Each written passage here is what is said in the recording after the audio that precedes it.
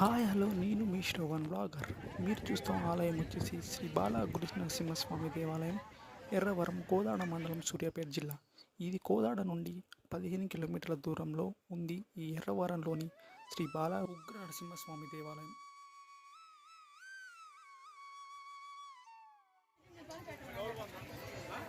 నరసింహస్వామి దర్శనానికి వెళ్తున్నారు. మీరు చూస్తున్న శ్రీ బాలా ఉగ్ర నరసింహస్వామిని దర్శనం అయితే చాలా బాగా జరిగింది మాకు.